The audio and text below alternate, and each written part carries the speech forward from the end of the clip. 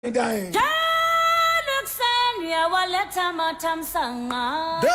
the Black Porter, aka Koko Shunama, where we speak truth to power. Now here we don't criticize, but if we must criticize, we'll do it only on one condition: to build and not to destroy. That is why we say we are in the service of God and country. This is the voice of the people, and the voice of the people is the voice of God.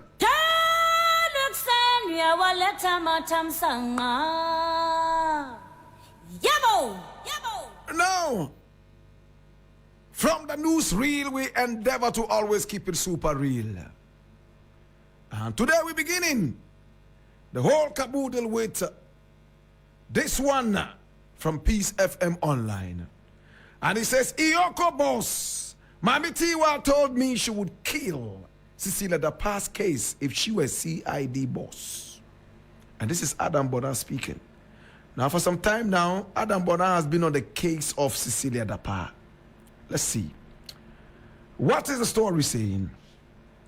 Security analyst Adam Bonaa has alleged that the executive director of the Economic and Organized Crime Office, Ioko, Maame Tiwa Adodankwa, told him on record that she would have killed the Cecilia Dapa stash money saga if she were in charge of the criminal investigation department of the police service.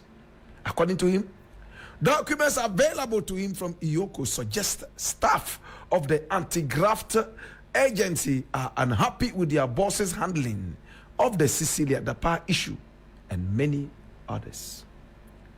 If you had said to me that you would have killed the case if you were the CID boss. Granted, at the time you were not the CID boss. I didn't say anything, but she had said it to me on record. She said she would kill the case if she were the CID boss. Mr. Bonaa told NIT FM's morning show program Ghana Muntie on June 7, 2024. Asked by host Mark Jerry Osei Ajimai why she told him to say such a thing, Mr. Bonaa retorted, that's why there is perjury. So we would get there as we are going.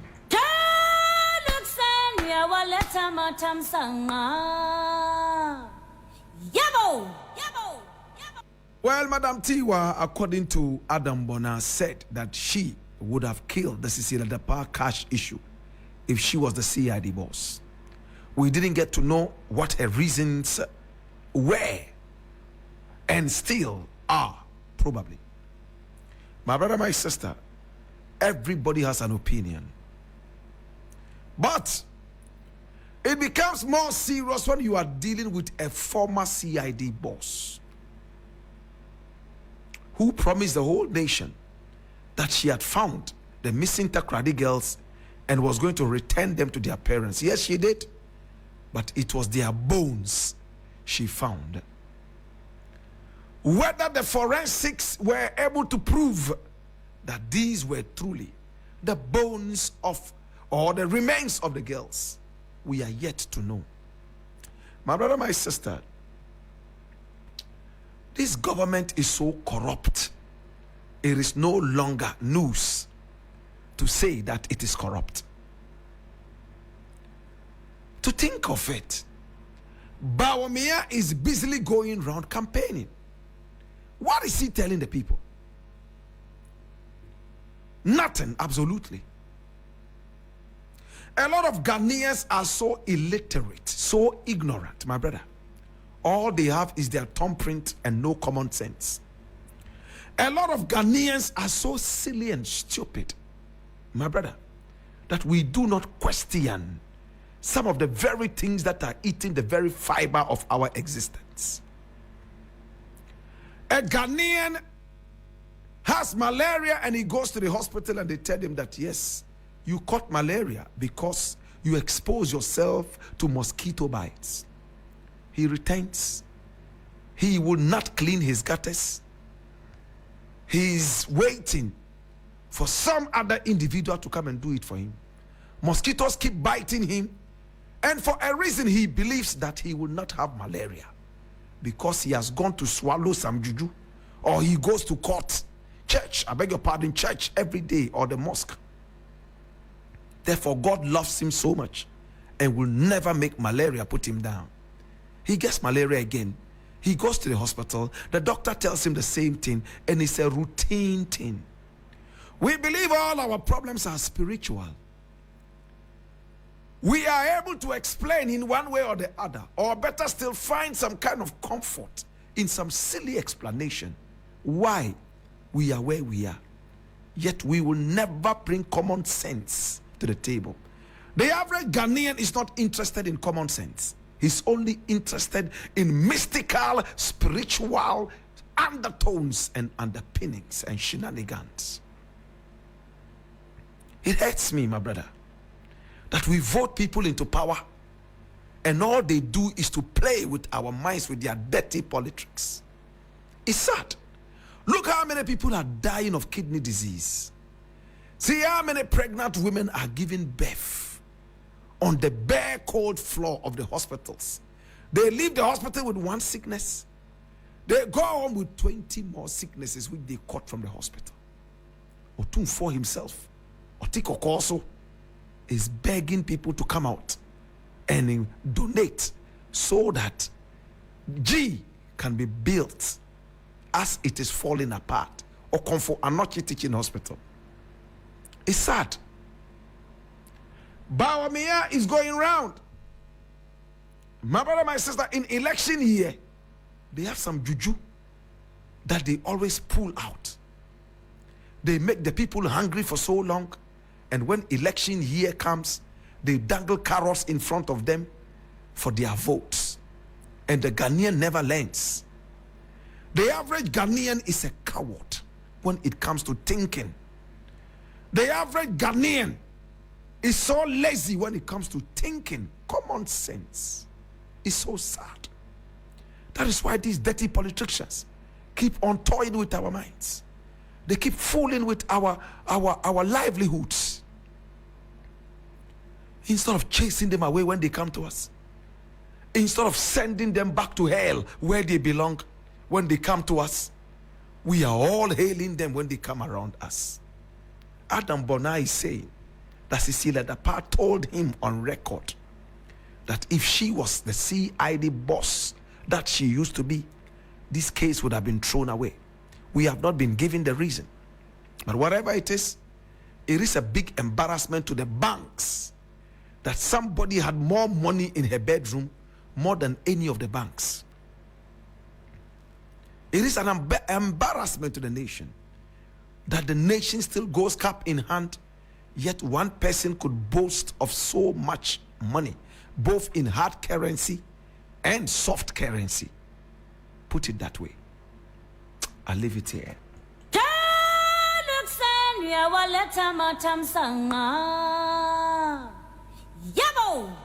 This one I'm reading from Ghana Web and related to this issue that we just discussed. Cecilia Dapa's cash. My government will do everything possible to retrieve such wrongly acquired wealth. And this is Mahama speaking. Whilst Mahama sees this as wrongly acquired wealth, Cecilia Dapa allegedly thinks that it is not ill-gotten wealth. And therefore, she would have trashed this case. My brother, my sister, let's read. The National Democratic Congress, NDC flag bearer John Dramani Mahama, has committed to a rigorous pursuit of funds and assets corruptly obtained, especially by members of the current New Patriotic Party, the NPP administration.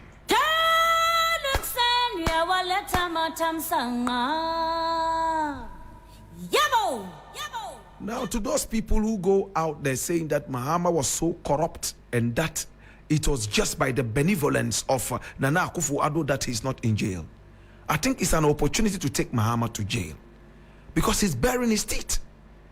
He's telling you when he comes into power, all you deviant thieves will taste the cold floors of the prison.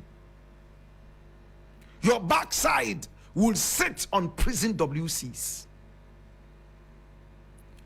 Canada Japan told us a few months back that Mahama is nothing but a useless thief, kromfosa, in his own ways. And that it was because Nana Akufo-Addo was so kind and so gentlemanly. Mahama would have gone to jail. What is gentlemanly about letting a thief go free? Then Nana Addo himself is a thief. A thief, a big thief, maybe a bigger thief. A man who sits by watching other people steal. When thieves are counted, he is counted inclusively, right? Habochin barao, shima barao ni. Yes, so opening tifie. No shen kwala, every nonka. Ye kind nonka, we for, ye kind count. When Canada Japan said this, I was so hurt. In the name of Ghana, Mahama should have gone to jail if truly he stole money. Nana Akufo-Addo had no business letting Mahama go free, all in the name of being gentlemanly. That is foolish gentlemanness. What kind of a gentleman is this that sits back and watches people steal from the nation? He must be a thief himself. Now Mahama has proven himself clean. He said that he's going to jail all you guys and retrieve all the monies. Yes, he's baring his teeth. So, it's time. If truly you people claim that the man was corrupt, it's time to take him to jail. Where is Canada Japan? It's time. According to him, Mahama stole so much money and they took several days to count the money he had stolen. It's time now to come up. Well, he apologized to Mahama for all that he said against him. I don't know if this is included, but he apologized. My brother, my sister, if truly Nana Akufo-Addo sat back and saw government members of the erstwhile NDC go away with Ghana's money, then Nana Addo is a thief. I leave it here.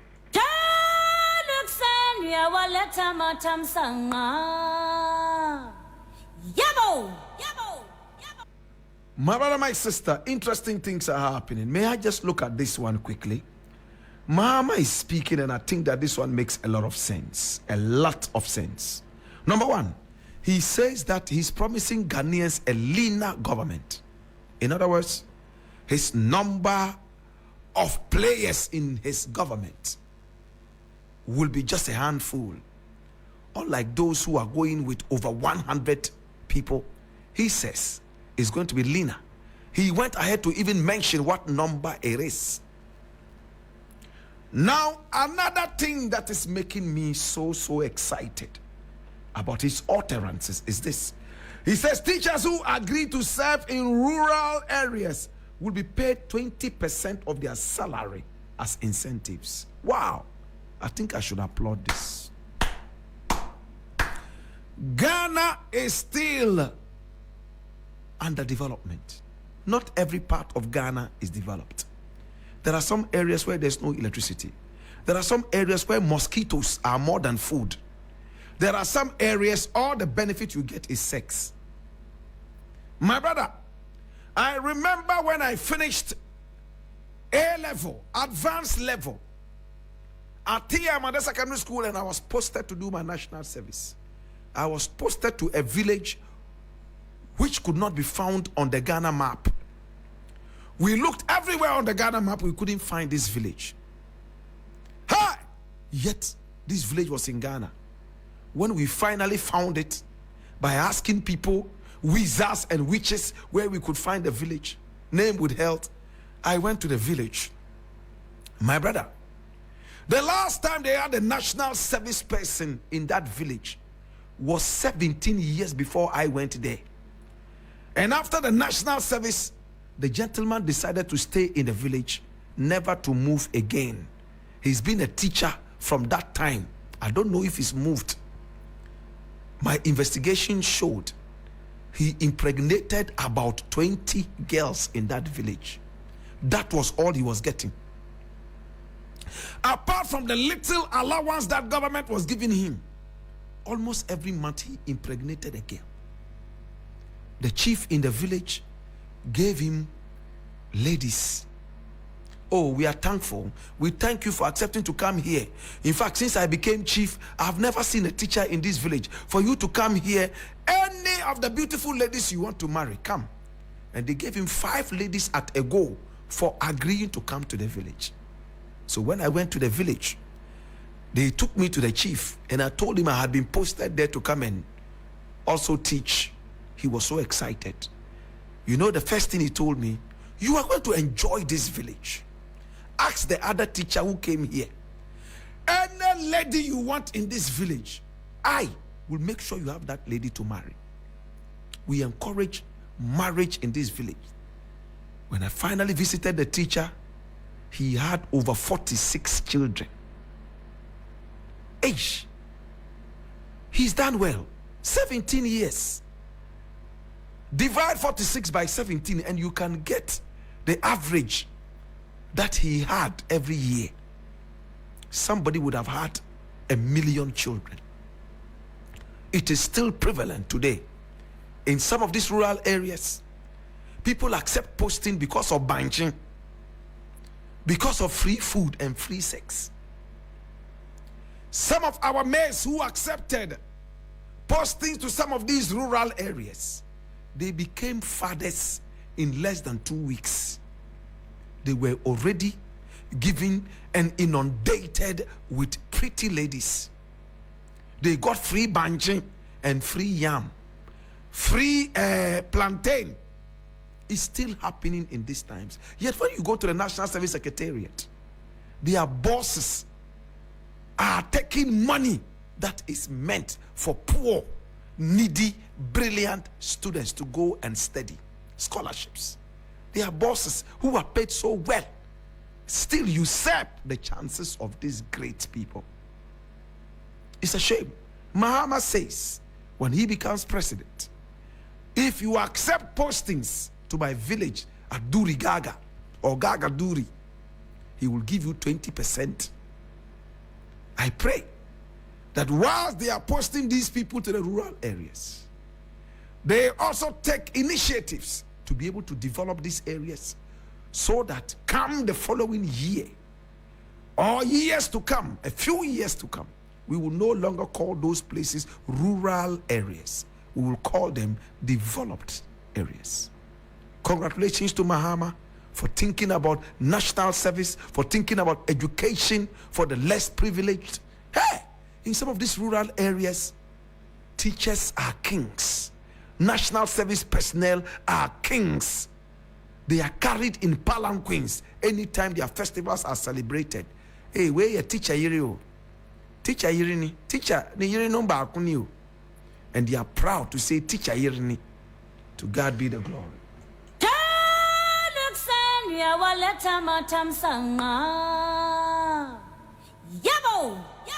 I'm going to end with this. Yante is still in court and he wants to see Anasi's face. As I said, if I were Yante, I would stop this disgraceful behavior and go back and repent and clean myself and become clean one more time. Ghanaians still love you. You messed up. We all messed up time and again. When we mess up, it is quite gentlemanly and courageous to say, yes, I messed up, but I am cleaning up. You rise and move again. But when you continue following some skeletons in the courthouse and wasting everybody's ears, it's so shameful. We all saw you on that tape, even your greatest supporters, like Paula Dumochri. In fact, they didn't want to go into it when I posed these questions to them. We saw you. You claim you were lobbying. What kind of a lobbyist is this that is taking money to shut the mouths of people? You are gagging people with your lobbying. That is no longer lobbying, it is bribery. If I'm paid money to keep quiet, it means that my silence is being bought. In other words, you are bribing me. Please, Yante, behave like an adult. Behave like a man. Accept it and let it go. After a lot of Ghanaians have even let it go. Let it go, man, and grow up, man. Grow up as a man. This will not help you. We've made up our minds about you that you are corrupt. The good thing is that, yes, I was corrupt. I was caught being corrupt once. Because of that, I was disgraced. But it doesn't matter how many times a man falls. What matters is how many times he's able to rise from the rubbles. That's what we should be doing. I live this.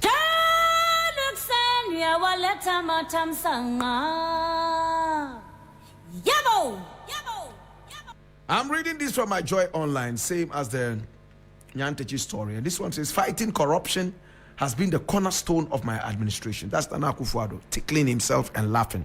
This man is a joker. Nana Akufo-Addo is worse than a circus comedian. He says that fighting corruption has been the cornerstone of his administration. Which cornerstone? I'm glad he didn't say backbone. He said cornerstone. What a joker. In your administration, corruption has become the middle name of Ghana. Money's borrowed. We don't know where the monies are going. We have seen how you exonerated people before the courts even did so. Cecilia, the past case is still hanging around your neck like an albatross. Galamsey, we are told that right now Galamsey has been legalized. Soldiers have been asked to move away from Galamsey sites. And a government official is saying that when Galamseyers see soldiers come, that they should beat them. After all, Nana Akufo-Addo has withdrawn them. This is what your government can show as a legacy. A legacy of corruption, a legacy of nonchalance, a legacy of carelessness. I leave it here and I'm done.